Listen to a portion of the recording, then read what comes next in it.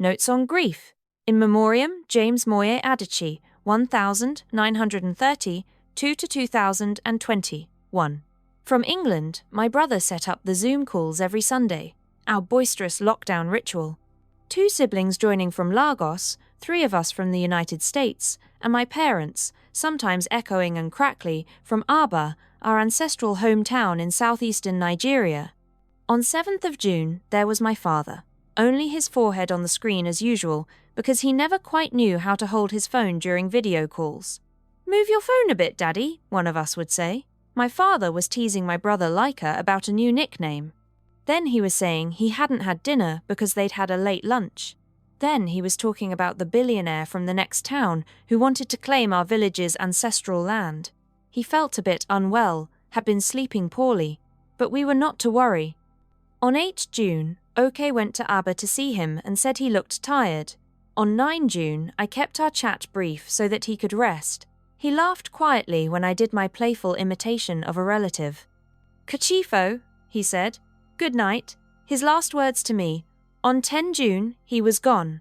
My brother Chooks called to tell me, and I came on dawn. 2. My 4-year-old daughter says I scared her. She gets down on her knees to demonstrate, her small clenched fist rising and falling, and her mimicry makes me see myself as I was. Utterly unraveling, screaming and pounding the floor, the news is like a vicious uprooting. I am yanked away from the world I have known since childhood, and I am resistant. My father read the newspaper that afternoon. He joked with Oke about shaving before his appointment with the kidney specialist in Onitsha the next day. He discussed his hospital test results on the phone with my sister Ijeoma, who is a doctor. And so, how can this be? But there he is. Oke is holding a phone over my father's face. And my father looks asleep, his face relaxed, beautiful in repose. Our Zoom call is beyond surreal. All of us weeping and weeping and weeping in different parts of the world, looking in disbelief at the father we adore, now lying still on a hospital bed. It happened a few minutes before midnight, Nigerian time, with Oke by his side and Chooks on speakerphone. I stare and stare at my father. My breathing is difficult. Is this what shock means? That the air turns to glue? My sister Uche says she has just told a family friend by text, and I almost scream, "No! Don't tell anyone, because if we tell people, then it becomes true." My husband is saying, "Breathe slowly, drink some of this water." My housecoat, my lockdown staple, is lying crumpled on the floor. Later, my brother Kane will jokingly say, "You better not get any shocking news in public, since you react to shock by tearing off your clothes." 3. Grief is a cruel kind of education. You learn how ungentle mourning can be, how full of anger. You learn how glib condolences can feel. You learn how much grief is about language, the failure of language, and the grasping for language. Why are my sides so sore and achy? It's from crying, I'm told. I did not know that we cry with our muscles. The pain is not surprising, but its physicality is. My tongue unbearably bitter, as though I ate a loathed meal and forgot to clean my teeth. On my chest, a heavy, awful weight, and inside my body, a sensation of eternal dissolving. My heart, my actual physical heart, nothing figurative here, is running away from me, has become its own separate thing, beaten too fast, its rhythms at odds with mine. This is an affliction not merely of the spirit, but of the body, of aches and lagging strength. Flesh, muscles, organs are all compromised. No physical position is comfortable. For weeks my stomach is in turmoil, tense and tight with foreboding, the ever-present certainty that somebody else will die, that more will be lost. One morning, Oke calls me a little earlier than usual, and I think, just tell me immediately, who has died now? Is it Mummy? In my American home, I like to have National Public Radio on as background noise, and whenever my father was staying, he would turn it off if nobody was there listening to it. I just thought about how Daddy was always turning off the radio and I was always turning it back on. He probably thought it was wasteful in some way. I tell Oke. Like he always wanted to turn off the generator too early, Adaba. I'd so happily let him now, if he'll just come back. "Okay," says, and we laugh. And I will start to wake up early and I'll start to eat Gary and I'll go to Mass every Sunday, I say, and we laugh. I retell the story of my parents visiting me in my graduate student apartment at Yale when I say, "Daddy, will you have some pomegranate juice?" And he says, "No thank you, whatever that is." Pomegranate juice became a standing joke.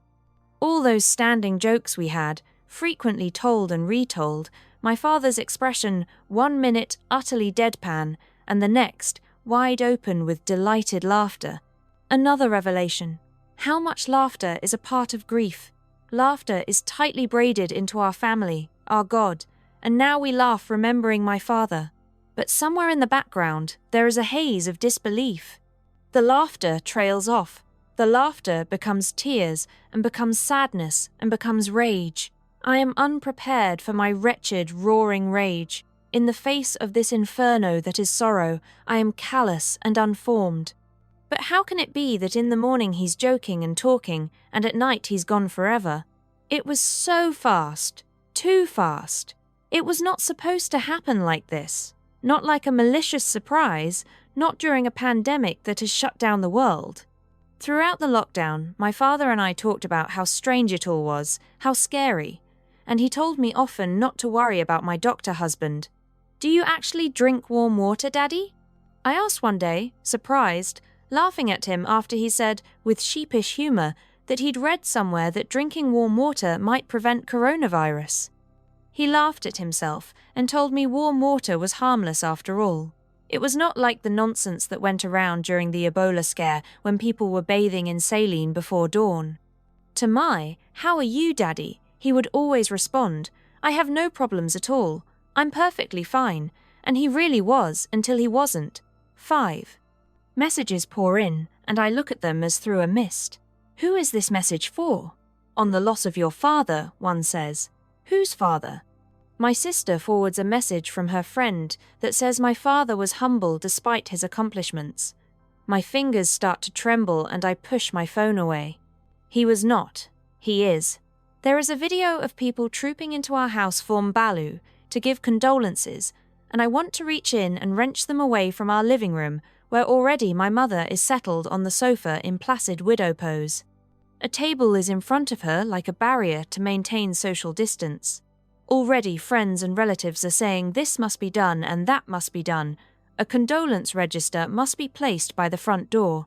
So my sister goes off to buy a bolt of white lace to cover the table, and my brother buys a hardcover notebook, and soon people are bending to write in the book. I think, go home. Why are you coming to our house to write in that alien notebook? How dare you make this thing true? Somehow, these well-wishers have become complicit.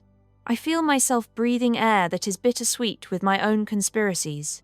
Needle pricks of resentment flood through me at the thought of people who are more than 88 years old, older than my father, and alive and well.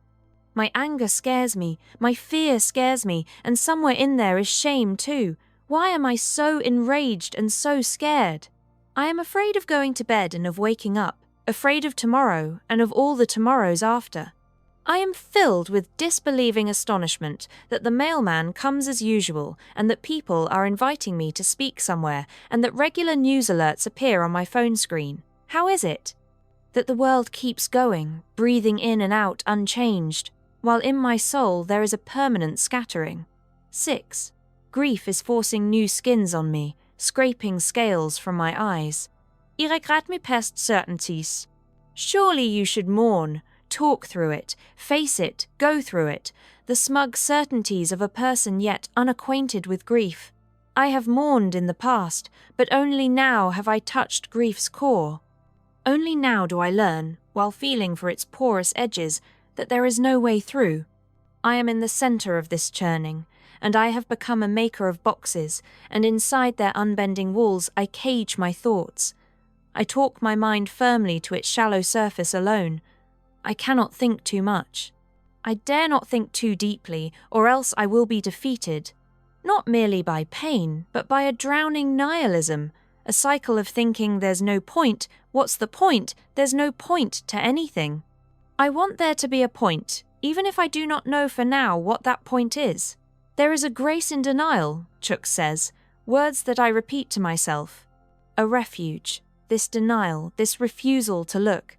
Of course, the effort is its own grieving, and so I am onlooking in the oblique shadow of looking.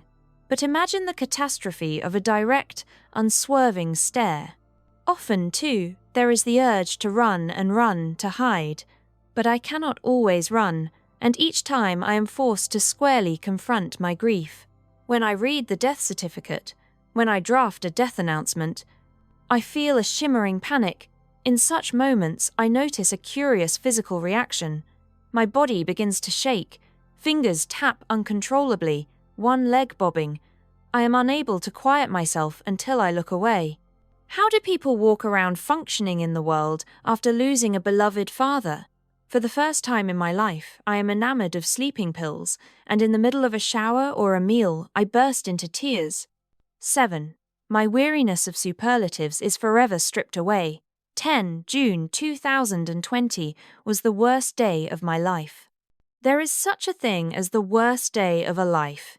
And please, dear universe, I do not want anything ever to top it. In the week before 10 June, while running around playing with my daughter, I fell and hit my head and suffered a concussion.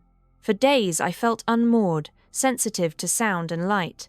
I did not call my parents daily as usual. When I finally called, my father wanted to talk not about his feeling unwell, but about my head. Concussions can be slow to heal, he told me. You just said concoction. The word is concussion, my mother said from the background. I wish I had not missed those few days of calling them, because I would have seen that he wasn't just mildly unwell, or I would have sensed it if it wasn't obvious, and I would have insisted on hospital much sooner. I wish. The guilt gnaws at my soul.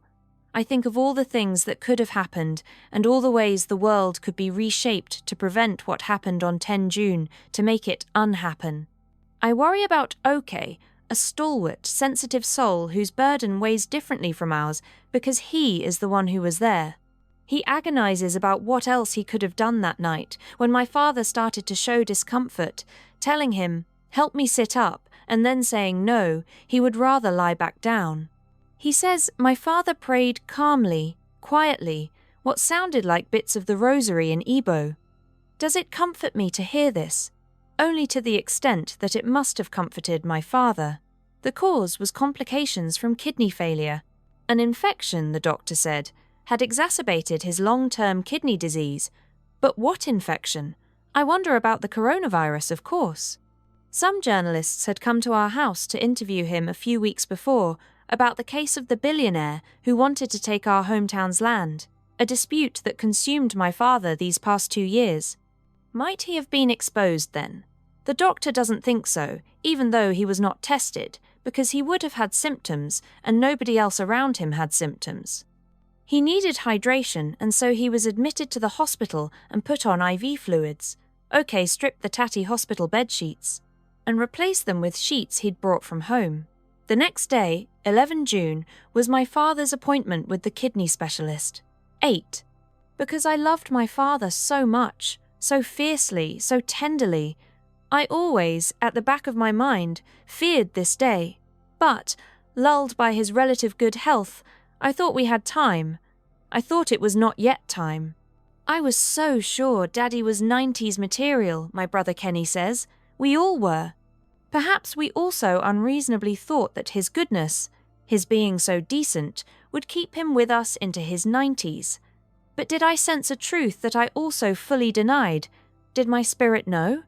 The way anxiety sat sharp like claws in my stomach once I heard he was unwell, my sleeplessness for 2 days, and the hovering, darkening pall I could neither name nor shake off. I am the family warrior.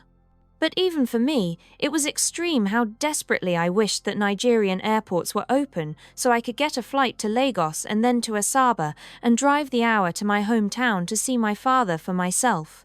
So I knew. I was so close to my father that I knew. Without wanting to know, without fully knowing that I knew. A thing like this, dreaded for so long, finally arrives, and among the avalanche of emotions, there is a bitter and unbearable relief. It comes as a form of aggression, this relief. bringing with it strangely pugnacious thoughts. Enemies, beware! The worst has happened. My father is gone. My madness will now bear itself. 9. How quickly my life has become another life. How pitiless this becoming is. And yet, how slow I am to adapt. Okay, sends me a video of an elderly woman who walks through our front door crying, and I think, I have to ask Daddy who she is. In that small moment, what has been true for the 42 years of my life is still true, that my father is tangible, inhaling, exhaling, reachable to talk to and to watch the twinkle of his eyes behind his glasses. Then, with a horrible lurch, I remember again, that brief forgetting feels like both a betrayal and a blessing. Do I forget because I am not there? I think so. My brother and sister are there, face to face, with the desolation of a house without my father. My sister kneeling by his bed, weeping. My brother wearing one of his newsboy hats, weeping. They can see that he is not at the dining table for breakfast, on his chair backing the window's light, and that after breakfast he's not settled on the sofa in his mid-morning ritual of napping, reading and napping again. If only I could be there too. But I am stuck in America, my frustration like a blister, scouring for news of when the Nigerian airports will open. Even the Nigerian authorities don't seem to know. A report says July, then August.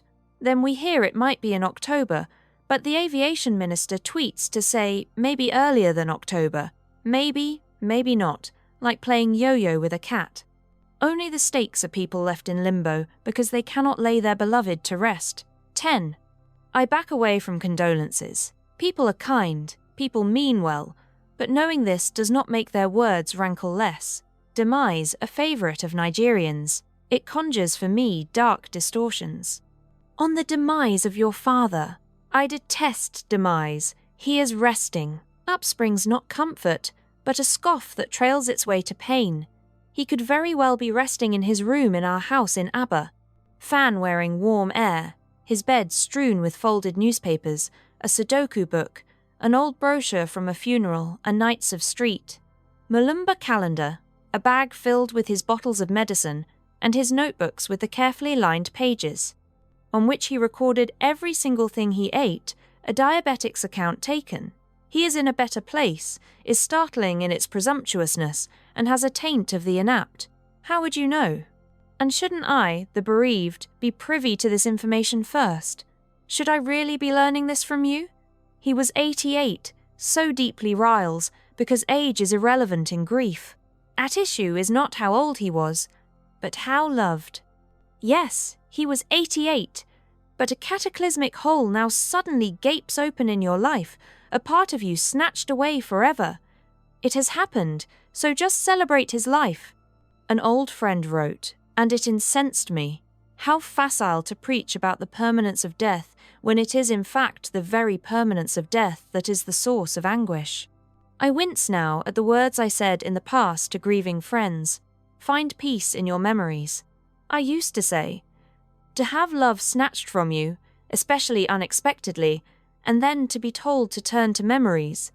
Rather than soccer, my memories bring eloquent stabs of pain that say, this is what you will never again have. Sometimes they bring laughter, but laughter like glowing coals that soon burst aflame in pain.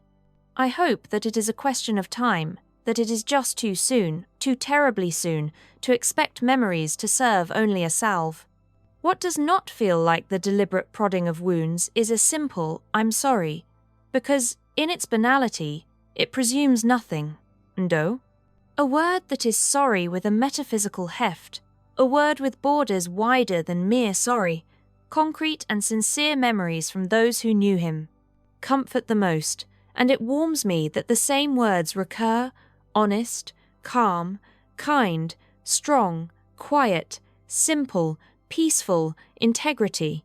My mother tells me that Iogo called her to say that my father was the only boss who never gave him any trouble. I remember Iogu, tall with a genteel manner, my father's driver when he was Deputy Vice-Chancellor of the University of Nigeria in the 1980 seconds.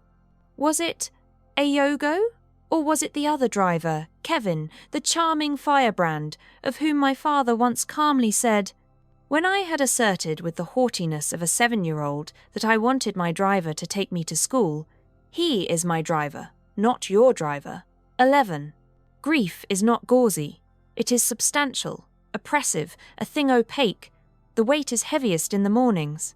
Post-sleep, a leaden heart, a stubborn reality that refuses to budge. I will never see my father again. Never again. It feels as if I wake up only to sink and sink. In those moments, I am sure that I do not ever want to face the world again. Years ago, somebody died, and a relative said with certainty, "The wife can't be alone," and I thought, but what if she wants to be? There is value in that Igbo way, that African way of grappling with grief, the performative, expressive, outward mourning where you take every call and you tell and retell the story of what happened, where isolation is anathema and, stop crying, a refrain. But I am not ready. I talk only to my closest family.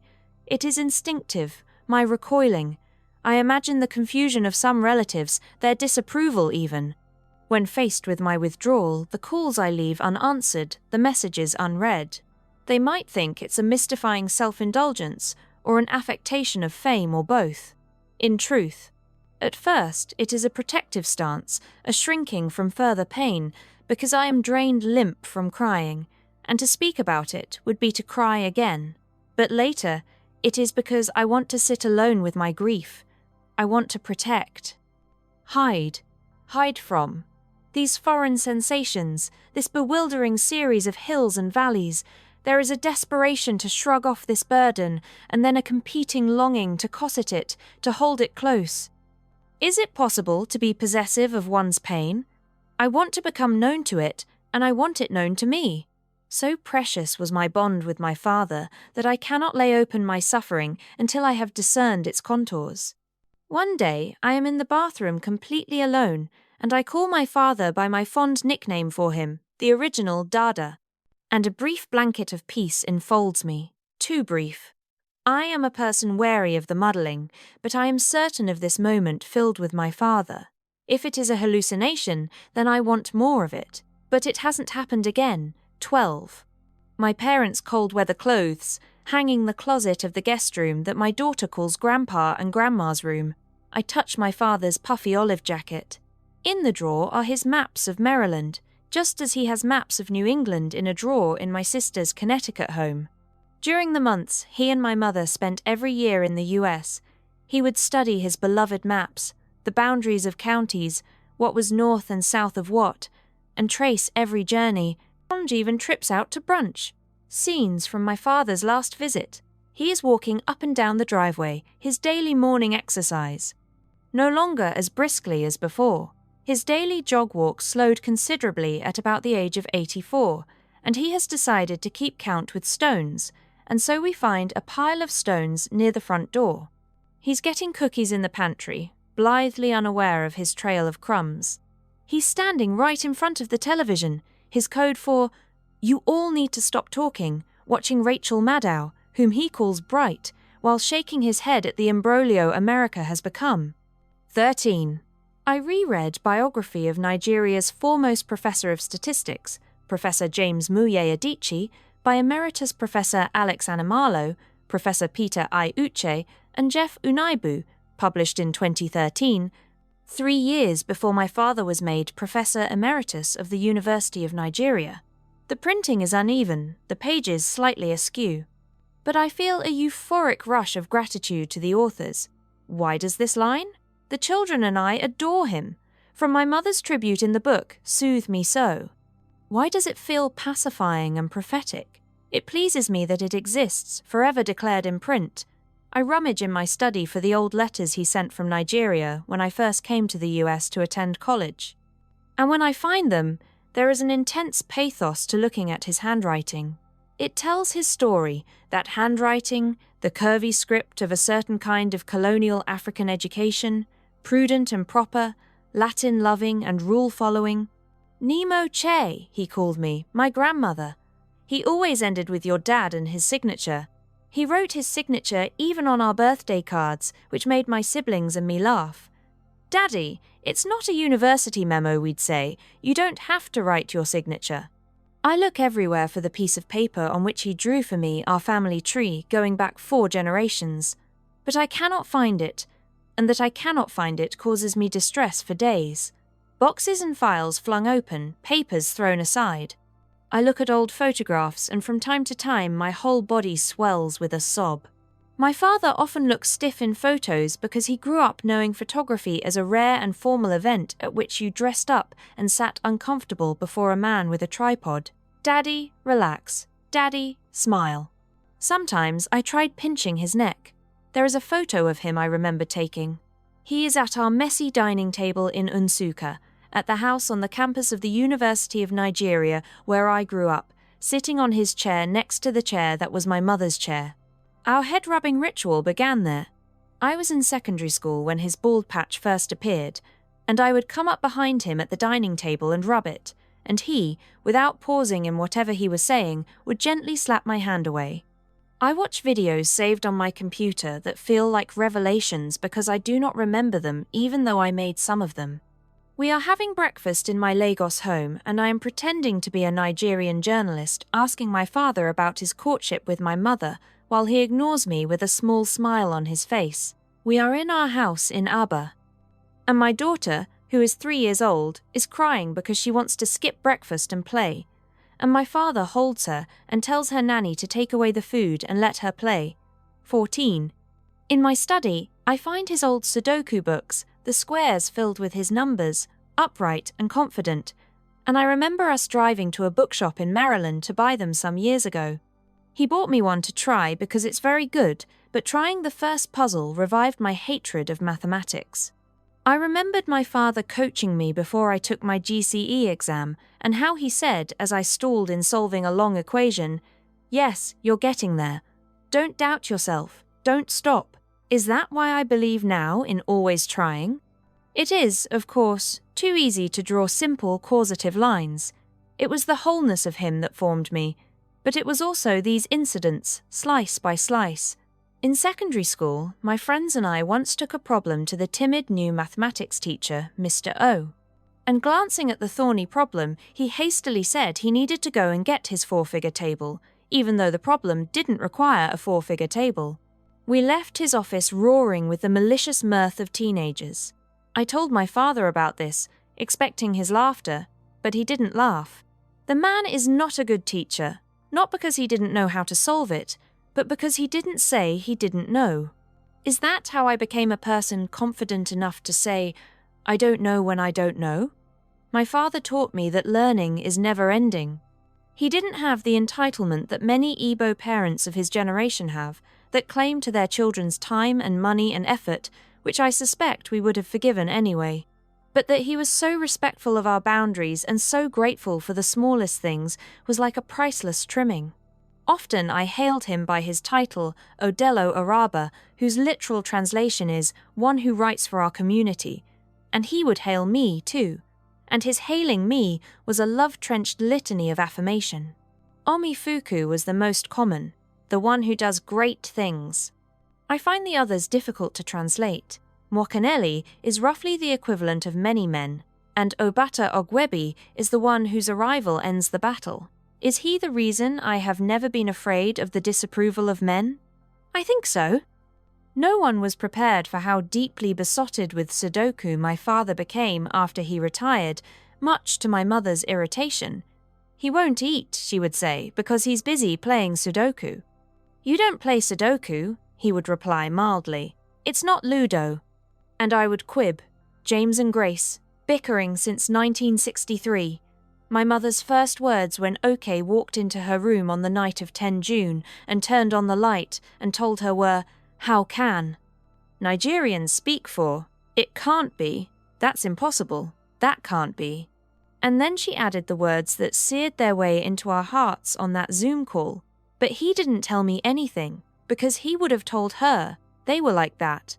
If he was going to leave us forever, he would have told her, and so his not having told her meant it could not be true.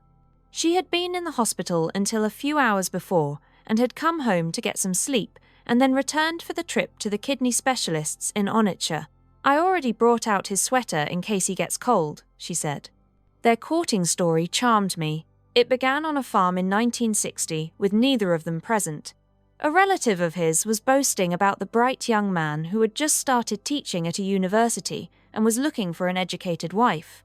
A relative of hers said that she was educated and beautiful, fair as an egret, fair as an egret. Another standing family joke. Daddy, so you just get up and drive to a town you don't know to see a girl you heard about? I teased often. But that was how things were done. My mother liked his quietness. When her family at first resisted because he wasn't as flashy or as wealthy as her other suitors, my mother said she would not marry anyone else. I called him DOS, Defender of Spouse, for how quick he always was to support my mother. One afternoon, when she was a deputy registrar, she later became the first woman to be the registrar at the University of Nigeria. He came home gleeful, chortling while loosening his tie, swollen with pride about her speech at the university senate meeting. Mummy was fantastic, he told my brothers and me. 16. Oak tells me he slipped Daddy's watch into his pocket that night, and he sends me a photo. The blue-faced silver watch that Kenny bought him a few years ago. We were amused that my father started wearing it right away. We often bought him things that he never used because, he said, his shirt from 1970 or his shoes from 1985 were still perfectly fine. I keep looking at the photo of the watch day after day, as if in pilgrimage. I remember it resting on my father's wrist, and my father often looking at it. This is an archetypal image of my father. His face bent to his watch, checking the time. A hyper-punctual man. For him, being on time was almost a moral imperative. Childhood was my father downstairs on Sunday mornings, ready for Mass an hour before everyone else, walking up and down to hurry us up. In those years, he seemed remote. My mother was the warm, accessible parent, and he, the man in the study, writing statistics and talking to himself. I was vaguely proud of him. I might not have known that he was Nigeria's first professor of statistics, but I knew he had become a full professor long before the fathers of my friends, because there was a kid at school who called me moi, professor, professor's child. In my later teenage years, I began to see him, to see how alike we were in our curiosity and our homebodiness, and to talk to him, and to adore him. How exquisitely he paid attention, how present he was, how well he listened. If you told him something, he remembered. His humour, already dry, crisped deliciously as he aged. 17, my best friend. Uju tells me how my father turned to her at the end of my Harvard Class Day speech in 2018, and in a voice more powerful for being muted, said, "Look, they're all standing for her." I weep at this. Part of grief's tyranny is that it robs you of remembering the things that matter. His pride in me mattered more than anyone else's. He read everything I wrote, and his comments ranged from, "This isn't coherent at all," to, "You have outdone yourself." Each time I travelled for speaking events, I would send him my itinerary and he would send texts to follow my progress. "You must be about to go on stage," he would write. "Go and shine." Once I was travelling to Denmark, and after wishing me a safe journey, he added in his deadpan way, "And when you get to Denmark, look for Hamlet's house." "You should just go and marry your father," my cousin Oge said often, with mock exasperation. Perhaps because one of my favourite things in the world was just to hang out with my father. To sit with him and talk about the past was like reclaiming gorgeous treasure that was always mine anyway. He gave me my ancestry in finely sketched stories. I not only adored him in that classic manner of a daddy's girl, but I also liked him so much. I like him. His grace and his wisdom and his simplicity and how utterly unimpressionable he was. I liked his luminous, moderate faith, strong, but worn lightly. If you expected my father to stay a weekend anywhere, you had to find the nearest Roman Catholic church. When I first moved to Maryland, I worried that St. John the Evangelist in an interfaith center in Columbia with a guitar-playing choir would be off-putting to him, nothing like his stained-glass Catholicism. But he pronounced the priest very good, and happily went every Sunday. I liked that his response to power was a shrug. He worshipped integrity. He was indifferent to, if not distrustful of, grand flourishes. "I have 8 cars," my sister's wealthy suitor once boasted, and my father replied, "Why?" He was not materialistic, and this would not be so remarkable if he were not a Nigerian living in Nigeria, with its hard-nosed, grasping ethos, its untrammeled acquisitiveness from bottom to top. We are all blighted to different degrees, but he alone was wholly uninfected. I liked his sense of duty. There was something in his nature that was capacious, a spirit that could stretch. He absorbed bad news. He negotiated, compromised, made decisions, laid down rules, held relatives together. Much of it was the result of being born the first son in an Igbo family and having risen to its mesh of expectations and dispensations. He infused meaning into the simplest of descriptions. A good man, a good father. I liked to call him a gentleman and a gentleman. I liked, too, his appreciation for the properness of things, his meticulous record-keeping, the rows of files in his cabinet. Each child had files for primary, secondary, and university records, and every domestic helper who ever lived with us had a file. Once, in the middle of watching an American newscast, he turned to me and asked, "What does this word nuke mean?" And when I told him, he said, "Nuclear weapons are too serious to be given nicknames." "You have a particular laugh when you're with Daddy," my husband tells me, even when what he says isn't funny. I recognize the high-pitched cackle he mimics, and I know it is not so much about what my father says as it is about being with him. A laugh that I will never laugh again, never has come to stay, never feels so unfairly punitive. 19. Last Christmas. At a housewarming party in my sister Ijioma's country home, my father was the patriarch and Sinner Shaw, seated in the middle of the living room, blessing the kola nut, sipping a little champagne, even though he hardly drank, and telling stories. Relatives arrived and went straight to pay him homage. He received a WhatsApp message sometime that afternoon, but said nothing about it until we were back home at night. He handed me his phone and said, "Read this. It appears this man has truly gone mad. This man was the billionaire out to seize the vast expanse of ancestral land that belongs to my hometown, Aba. Land is the jewel of Igbo cosmology, and who owns land is often about stories, whose grandfather's grandfather farmed it, which clan migrated, and which was indigenous. Land is also the thorn in so many disputes. I know of extended families torn apart fighting over a piece of land not big enough to park a car on. The land in question has been farmed by Aba people for decades. But at the end of the Biafran War, with the whole of Igbo land in disarray, an old order gone, and a new one yet to be formed, the town next to ours suddenly claimed that it was theirs. Aba went to court and the case has been tied up for years. Many people in Aba believed the billionaire was responsible for the arbitrary arrests and detention of villagers to scare the town into giving up its claim to the land. A market was bulldozed, compound walls were broken. His brother disputed the claims in an interview with The Guardian. Nobody in Aba was close to having the wealth and political connections of the billionaire, but there was a straight-talking businessman, Ikemba Nkoka, who was funding my hometown's legal expenses and speaking publicly about the billionaire's conduct. He himself had been threatened. The WhatsApp message on my father's phone had been forwarded by Ikemba Nkoka, saying that you would be arrested at a town hall meeting this weekend. My father, not WhatsApp savvy, did not realize that it was a forwarded message and thought that he was about to be illegally arrested. He had spent the day silently burdened by this. "Daddy, you should have said something earlier," I said. "I didn't want to spoil Ijioma's day," he said. It angers me that my father's last months were blighted by the actions of a diminutive, self-styled philanthropist drunk on oil wealth and bereft of scruples.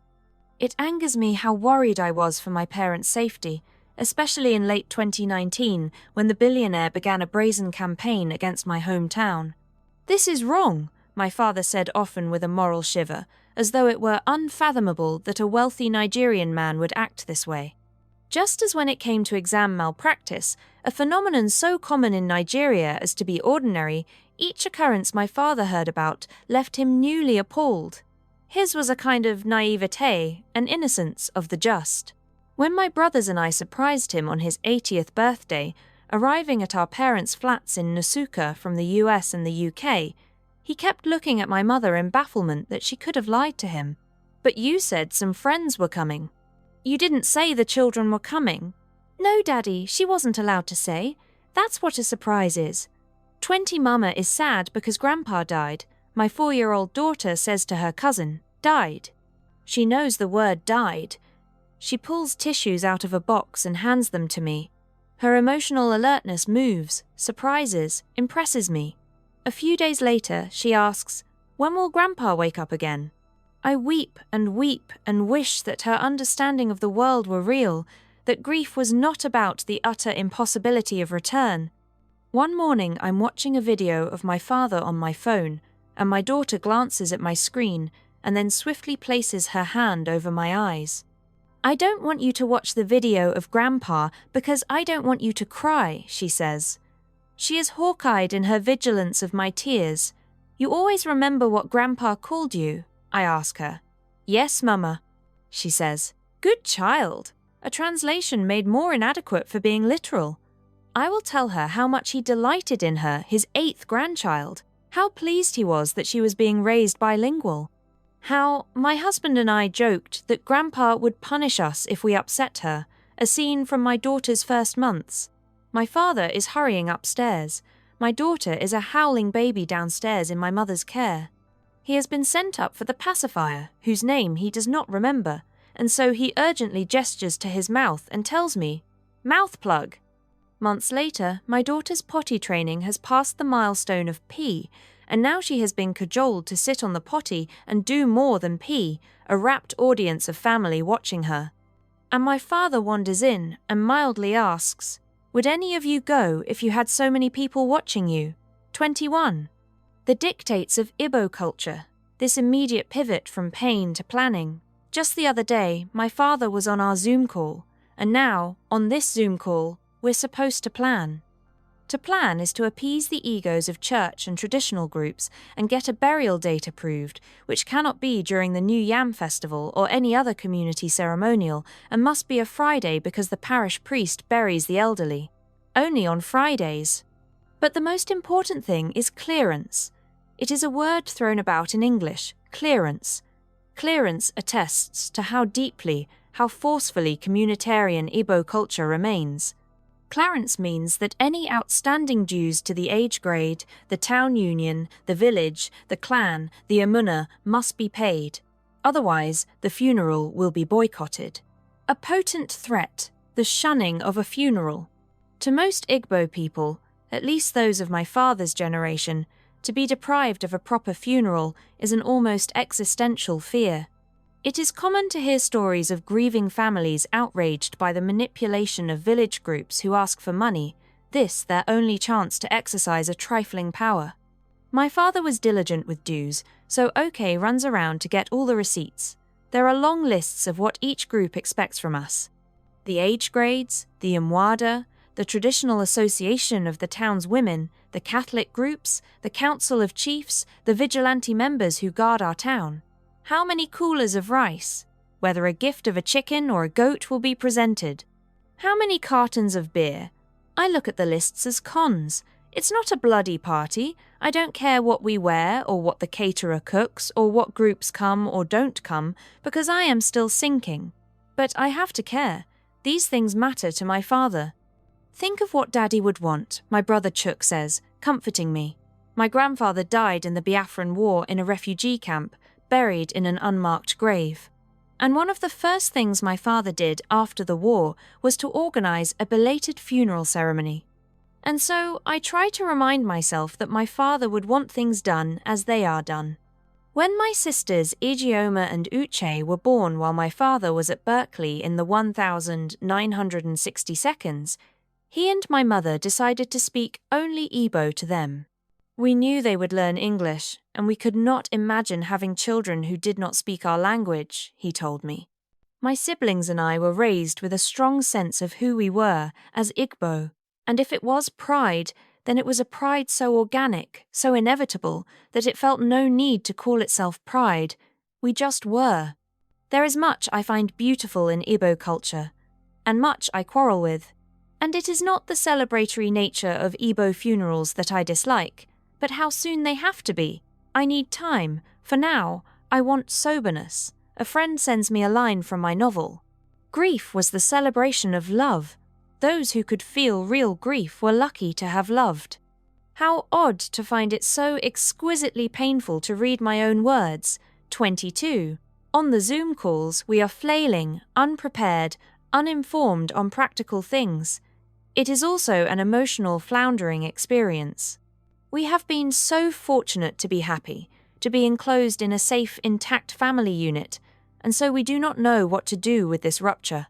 Until now, grief belonged to other people. Does love bring, even if unconsciously, the delusional arrogance of expecting never to be touched by grief? We stumble. We veer from an extreme forced cheer to passive aggressiveness, to arguing about where guests are to be served. Happiness becomes a weakness because it leaves you defenseless in the face of grief. It is a testament to my parents that each of the 6 of us feels individually, intimately known and loved. And so we mourn differently. Yet people mourn differently. It's easy for the intellect to absorb, but for the heart it is much harder. I come to dread the Zoom calls, shrouded in shadow. The family shape is changed forever, and nothing makes it more poignant than to slide on my phone screen and no longer see the square with the word Dad. My mother says that some widows have come to tell her what the custom is. First, the widow will be shaved bald, and before she can continue, my brothers promptly say that this is ridiculous and not going to happen. I say that nobody ever shaves men bald when their wives die. Nobody ever makes men eat plain food for days. Nobody expects the bodies of men to wear the imprint of their loss. But my mother says she wants to do it all. I'll do everything that is done. I'll do it for Daddy. 23. Imagine dreading a burial, and yet longing for it to pass. We have settled on a date, 4 September, and the bishop has kindly agreed to say Mass. It will be a COVID-compliant ceremony.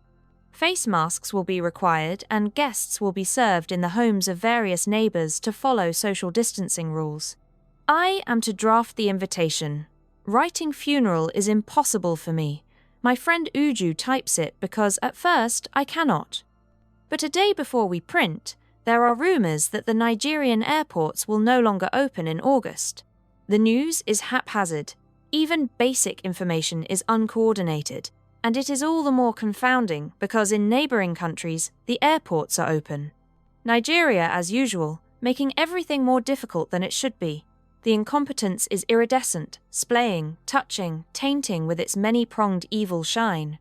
Disillusionment with the land of my birth has been my life's constant, but an animosity this astringent is new. I felt something like it only once before, when my father was kidnapped in 2015 by a group of men in collusion with his driver, who told him to ask his famous daughter to pay the ransom. Of the men who threw him into the boot of a car and left him for 3 days in a forest, only his driver has been caught. I have never been as grateful for my father's dual Nigerian-American citizenship, thanks to my older sisters who were born in America, as I then was. The Nigerian government was spiritless, while the American ambassador checked in and called and sent a counselor and a kind investigator who coached my mother on how to talk to the kidnappers. And after Uke dropped off a bag full of cash under a tree in a remote area, my father was released, rattled but calm. That capacious thing in him again. They didn't pronounce your name properly, so I told them the correct pronunciation. He told me. He seemed visibly upset, only when telling us how the kidnappers had said, "Your children don't love you," and how he had responded, "Don't say that. That is incorrect. Don't say that about my children." After the kidnapping, my father said he could no longer live in Suka. He wanted to move to the village, our ancestral hometown, Aba. "I don't ever want to be on that road again," he said, of the pothole-riven way where the kidnappers had cut him off and where his driver, pretending to be shocked, had stopped the car. The kidnapping brought out a new vulnerability in him, a vulnerability that was willingly laid bare, a softening of his carapace.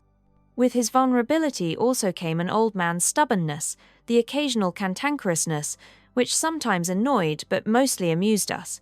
And so, 4 September is impossible. The Nigerian government announces that the airports will open in late August, and my mother returns to the church to get a new date. It is now 9 October.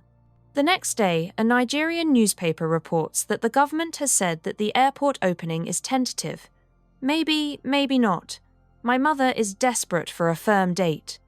After the burial, we can begin to heal, she says. I am heartsick to see her look so brave and so drained. 24. The waiting, the not knowing. All over southeastern Nigeria, mortuaries are full because the coronavirus has delayed funerals. It doesn't matter that this mortuary is supposed to be the best in Anambra State.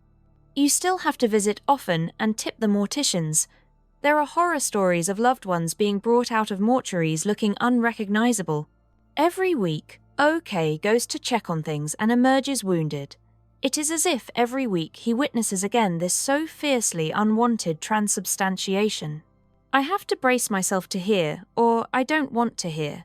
Maybe stop going, I suggest to him. Let's get somebody not close to us to go. And Oak says, I'll go every week until we are able to lay him to rest. Daddy would do the same for any of us. 25. One night, in a vivid dream, my father comes back. He's sitting on his usual sofa in the living room in a back. And then, at some point, it becomes the living room in Suka. The hospital made a mistake. What about my brother Uke's visits to the mortuary? Also, a case of mistaken identity.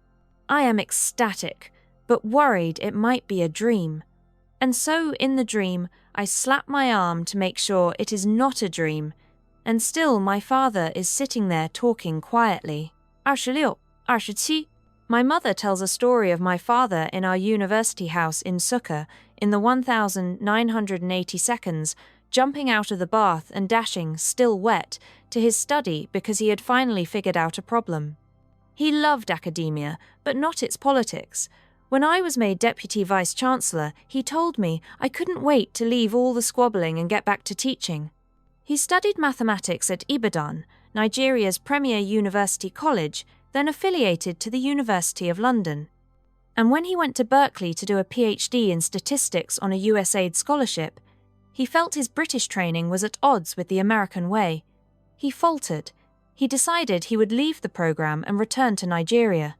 But his advisor, Eric Lemon, encouraged him, telling him that he too had come to the US with British training. He was a very kind man, my father said often, one kind person admiring another. He and my mother were once asked to dinner at Lemon's house, and they dressed up in Nigerian abada. And on the way, a little boy pointed at my father and said, "He's wearing funny clothes," a story that still amused my father decades later. He returned to Nigeria with my mother and my sisters shortly before the Biafran War started. In that war, all his books were burnt by Nigerian soldiers. Mounds of charred pages in a pile in my parents' front yard where they once grew roses. His colleagues in America sent him books to replace those that were lost. They even sent him bookshelves. I remember my father telling me how much he admired the great African-American mathematician David Blackwell, and in my novel, Half of a Yellow Sun, a character whose books have been lost in the Biafran War is sent books from America with a note that reads, "For a war-robbed colleague from fellow admirers of David Blackwell in the Brotherhood of Mathematicians." I now do not remember whether I made up that line or whether my father got a similar note. Perhaps I made it up, moved by the image of all those academics in America coming together to support my father, a colleague robbed by war. In 1984, my father taught for a year at San Diego State University, and he spoke fondly of his friend Chuck Bell, an African-American academic who helped him get settled. One day, he recounted, Chuck Bell opens the fridge in my father's apartment to get something to drink, sees a crate of eggs, and shouts, "Jim!" My father, alarmed, asks what is wrong, and Chuck Bell says, "You can't eat eggs, they'll kill you. Too much cholesterol, you must throw them away now." My father told this story wryly, as if to say, "Of all the things to tell me not to eat, and who knows what Americans will come up with next."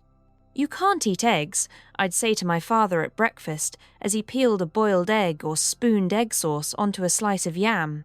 27. I last saw my father in person on 5 March, just before the coronavirus changed the world.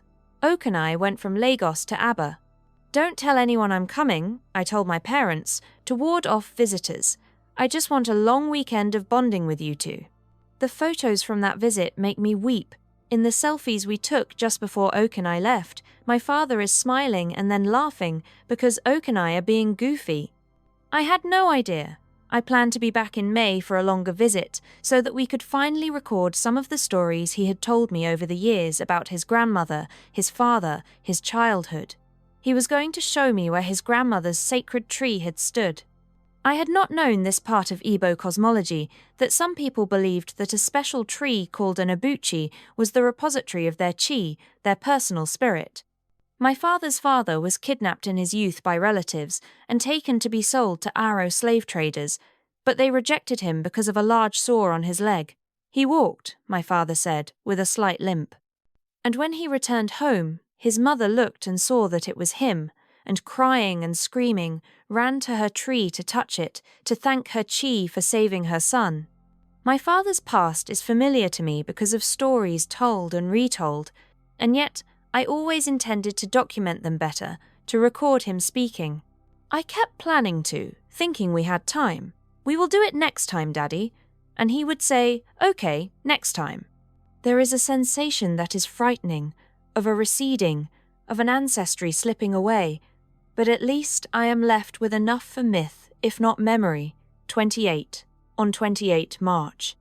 My favourite aunt, my mother's younger sister, Caroline, died suddenly of a brain aneurysm in a British hospital that was already locked down because of the coronavirus. A joyous woman. We were stunned by sadness. The virus brought close the possibility of dying, the commonness of dying. But there was still a semblance of control if you stayed home, if you washed your hands. With her death, the idea of control was gone. Death could just come hurtling at you on any day and at any time as it had with her. She was perfectly fine one moment. The next, she had a very bad headache, and the next, she was gone. A dark time, inexorably darkened. She had lived with my parents for many years before I was born, and to my sisters, she was more a big sister than an aunt. I look back now at my father saying her death was shocking, in a voice strained by that shock, and I imagine the universe further plotting sinisterly. In June he would go, and a month later, on 11 July, his only sister, my aunt, Rebecca, heartbroken about the brother she had spoken to every day, would go too. In the same hospital as my father. An erosion, a vile rushing of floods, leaving our family forever misshapen. The layers of loss make life feel papery thin. 29. Why does the image of 2 red butterflies on a t-shirt make me cry? We don't know how we will grieve until we grieve. I don't particularly like t-shirts, but I spend hours on a customization website designing t-shirts to memorialize my father, trying out fonts and colors and images. On some, I put his initials, JNA, and on others, the Igbo words, Omekanya and Oyalinya, which are similar in meaning, both a version of her father's daughter, but more exultant, more pride-struck. Have t-shirts ever brought such escape? Often I pause to cry. Often I think about what he would think of them. He viewed my interest in fashion, especially my less conventional choices, with an accepting amusement. He once said of a pair of wide, balloon-cut trousers I wore to an event, "This one looks like a masquerade." Masquerade is perhaps not the word I might have chosen, but I did see his point. He would approve of some of these t-shirts, I think. It is designed as therapy, filling the silences I choose, because I must spare my loved ones my endless roiling thoughts. I must conceal just how hard grief's iron clamp is. I finally understand why people get tattoos of those they have lost. The need to proclaim not merely the loss, but the love, the continuity. I am my father's daughter. It is an act of resistance and refusal.